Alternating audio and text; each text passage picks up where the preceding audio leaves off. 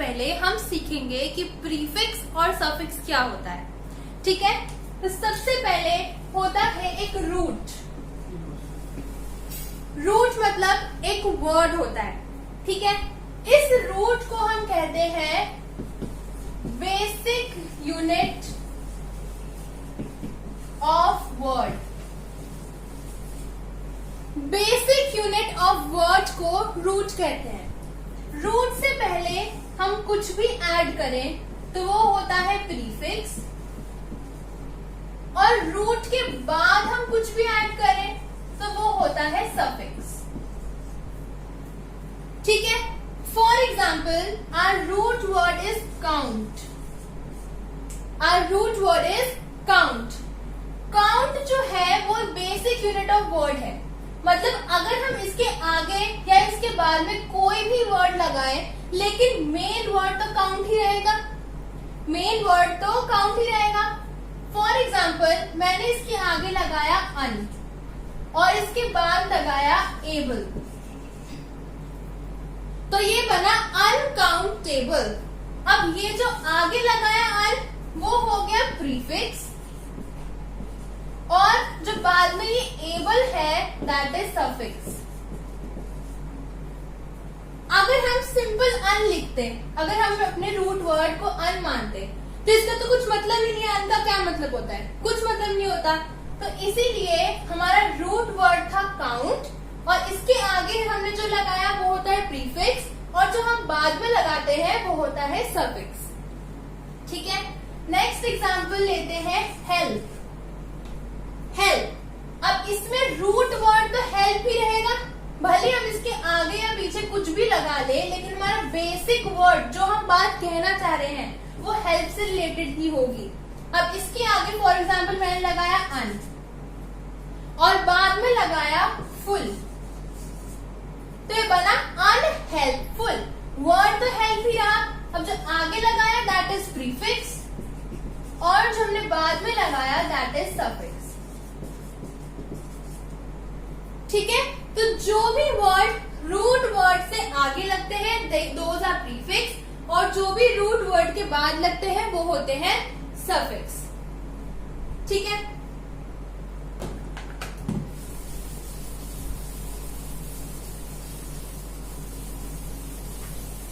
अब जो हमारे सफिक्स होते हैं और प्रीफिक्स होते हैं वो दो टाइप्स के होते हैं। यहाँ पे लिख देती हूँ, जो होते हैं टू टाइप्स के, negative prefix and positive prefix. और वैसे ही सफिक्स भी टू टाइप्स के होते हैं, नेगेटिव सफिक्स और पॉजिटिव सफिक्स। तो अभी नेगेटिव और पॉजिटिव क्या होता है वो हम अपने वोकैबुलरी के वर्ड्स में सीखेंगे आज। So let's start with our session number 4।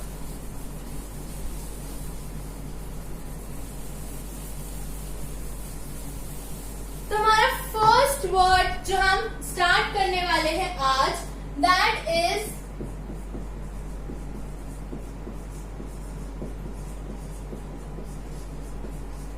that word is ambivalent. That word is ambivalent. Ambivalent का मतलब होता है undecided या फिर unpredicted, या फिर आप बोल सकते हो confused। किसी भी चीज के बारे में अनडिसाइडेड रहना, कंफ्यूज्ड रहना या फिर अनप्रिडिक्टेड रहना, उस वर्ड को हम बोल सकते हैं एम्बीवेलेंट। फॉर एग्जाम्पल हमने लिखा he always remain ambivalent about his marriage.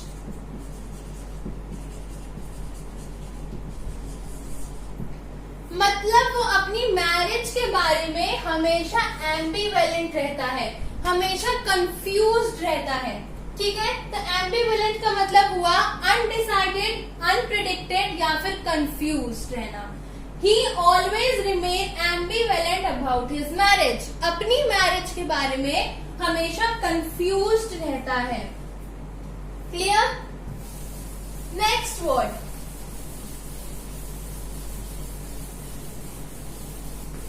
Next word is aversion.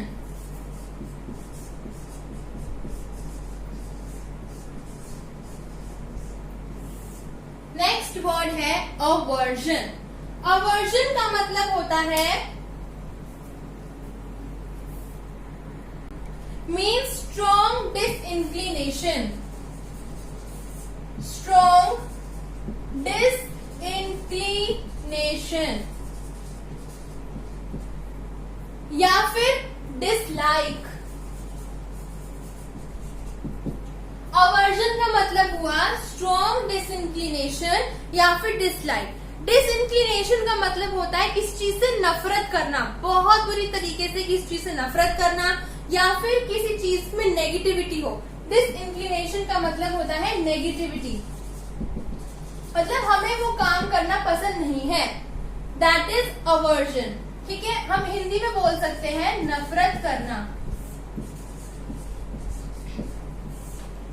For example, मैंने एग्जाम्पल लिखा,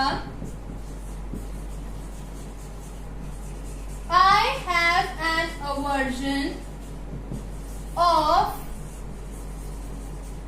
getting up early. मुझे अवर्जन है सुबह जल्दी उठने से. मतलब I dislike getting up early in the morning.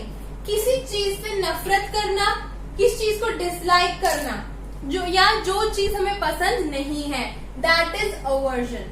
I have an aversion of getting up early. ठीक है, समझ आ गया अवर्जन का मतलब. अब नेक्स्ट वर्ड देखते हैं. नेक्स्ट वर्ड क्या है? Next word is interesting.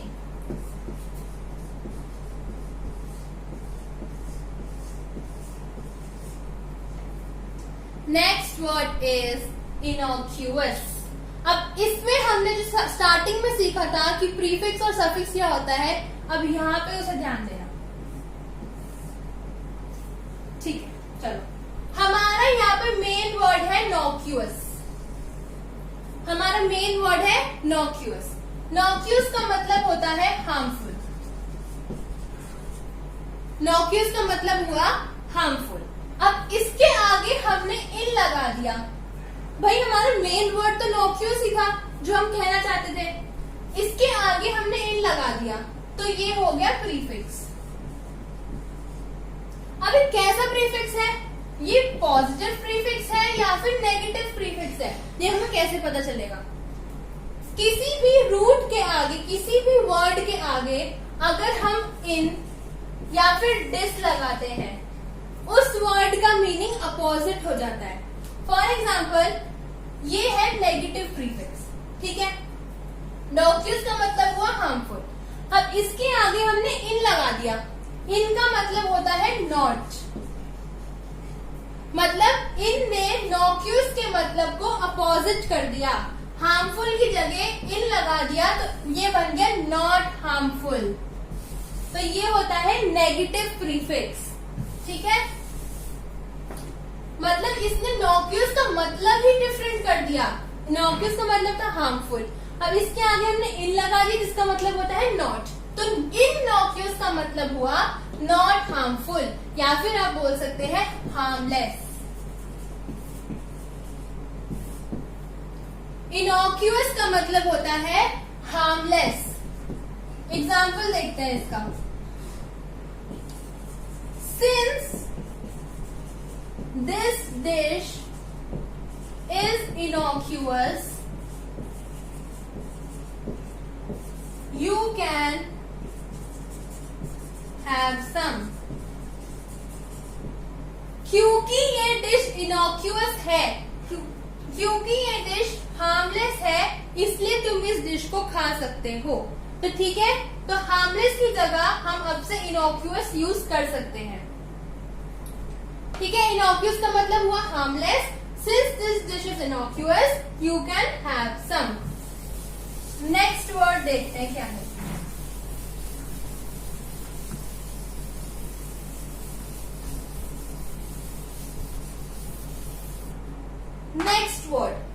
Next word है लॉर्ड.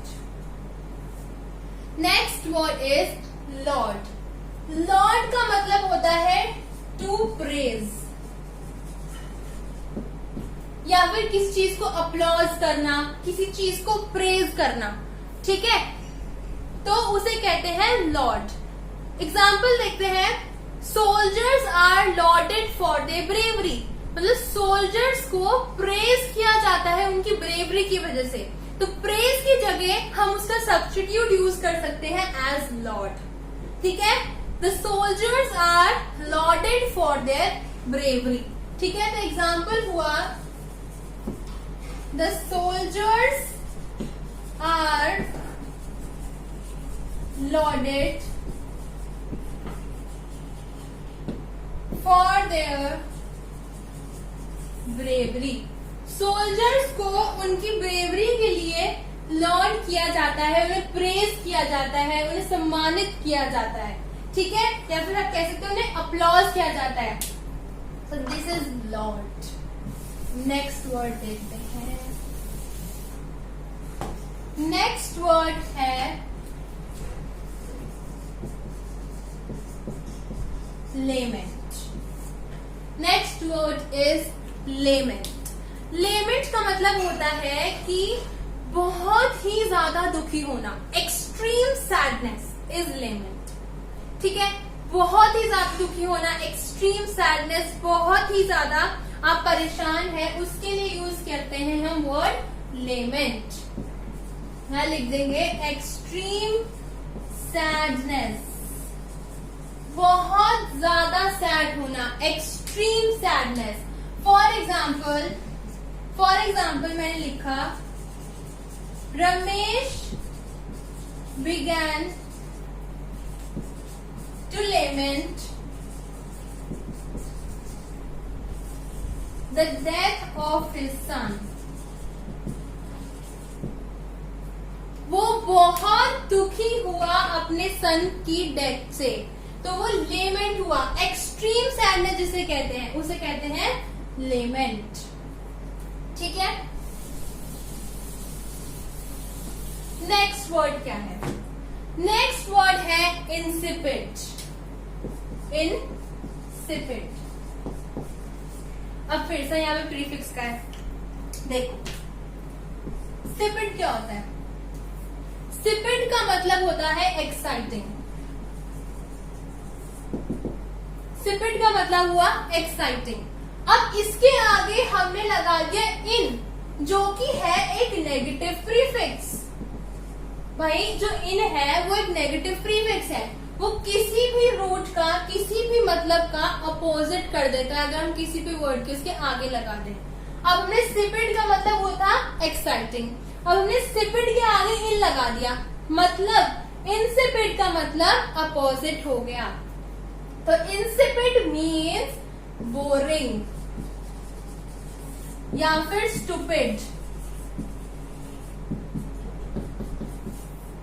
ठीक है। सिपिड का मतलब था एक्साइटिंग, उसके आगे हमने नेगेटिव प्रीफिक्स इन लगा दिया, तो उसका मतलब अपोजिट हो गया, पूरे वर्ड का मतलब अपोजिट हो गया, that is boring and stupid. For example, I am board by your insipid talks. मैं तुम्हारे बोरिंग बातों से, तुम्हारी स्टूपिड बातों से बोर हो गया हूं। So I am bored by your insipid talks. ठीक है, so this word was insipid. समझ आ गया? नेक्स्ट वर्ड देखते हैं।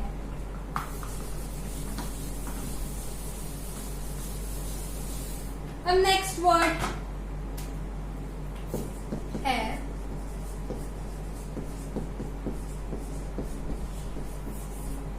नेक्स्ट वर्ड इज एम्बेलिश, ठीक है। एम्बेलिश का मतलब होता है टू डेकोरेट। एम्बेलिश का मतलब होता है टू डेकोरेट, किसी चीज को सजाना, किसी चीज को अच्छे से प्रेजेंट करना, एनग्रेव करना सुंदर तरीके से, that is embellish. For example, the marriage was embellished with flowers. जो वो मैरिज थी वो डेकोरेट हुई हुई थी फ्लावर्स से। तुम डेकोरेट की जगह हमने वर्ड यूज किया एम्बेलिश, ठीक है। The marriage was embellished with flowers. समझ आ गया एम्बेलिश का मतलब। अब नेक्स्ट वर्ड पे आते हैं।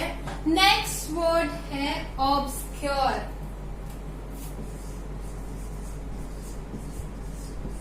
ऑब्सक्योर, ऑब्सक्योर का मतलब होता है किसी चीज को छिपाना।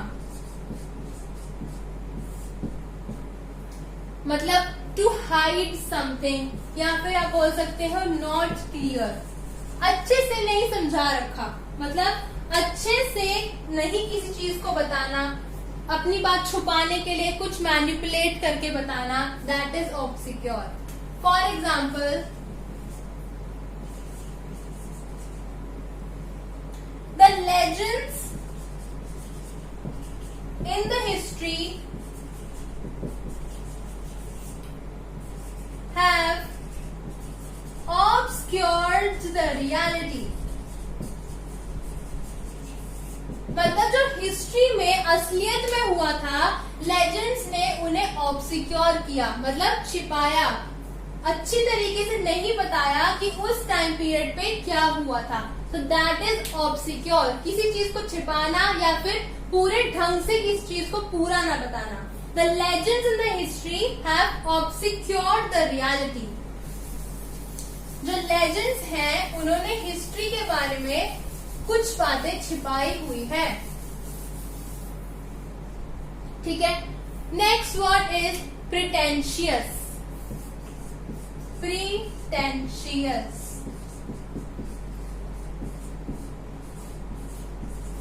और प्रिटेंशियस वर्ड से पता लग रहा है, प्रिटेंशियस का मतलब होता है टू प्रिटेंड, या फिर बड़ा चढ़ाकर कोई बातें बताना, या फिर अपने आप को सुपीरियर समझना। जैसे हमने पिछले सेशन में वर्ड किया था एरोगेंट, हमने वर्ड किया था एरोगेंट, जिसका मतलब होता है अपने आप को सुपीरियर समझना दूसरों से अपने आप को सुपीरियर समझना। तो ये उसका सिनोनिम है। एरोगेंट का सिनोनिम है प्रिटेंशियस। मतलब उसका भी मतलब यही है और इसका भी मतलब यही है कि अपने आप को सुपीरियर समझना, ठीक है, अपने आप को शो ऑफ करना। So that is pretentious. अब एग्जाम्पल देखते हैं। एग्जाम्पल देखते हैं।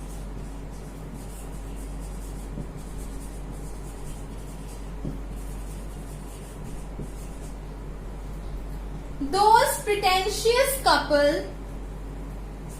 served. Those pretentious couple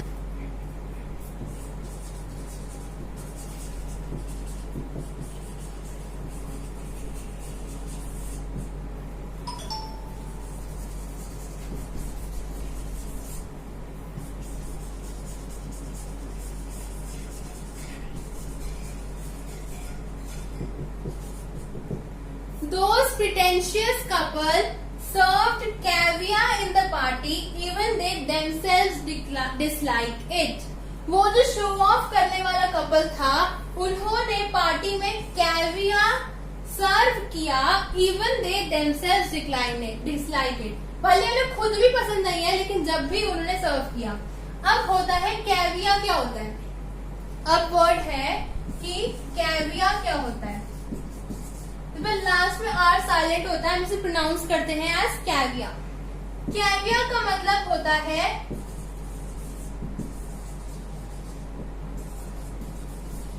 big fish eggs. बड़ी सी मछली के जो एग्स होते हैं उन्हें कहते हैं caviar, and these are very expensive. ये बहुत ही एक्सपेंसिव एग्स होते हैं, ठीक है। तो उस प्रिटेंशियस कपल ने, वो कपल जो अपने आप को शो ऑफ करता है और सुपीरियर समझता है, उन्होंने पार्टी में एक्सपेंसिव एग्स मतलब कैवियर सर्व करा, भले ही उन्हें अपने आप भी वो चीज पसंद नहीं है, ठीक है। तो ये होता है प्रिटेंशियस। अब नेक्स्ट वर्ड देखते हैं। नेक्स्ट वर्ड बहुत ही इजी है।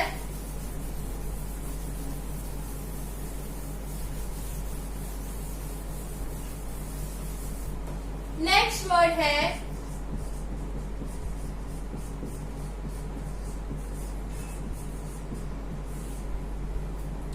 पेनिनसुला। अब पेनिनसुला का मतलब सबको पता होता है कि it is a piece of land surrounded by water from 3 sides. एक ऐसा पीस ऑफ लैंड जिसकी 3 साइड पानी होता है उसे कहते हैं पेनिनसुला। ठीक है, तो ये तो समझ आ गया।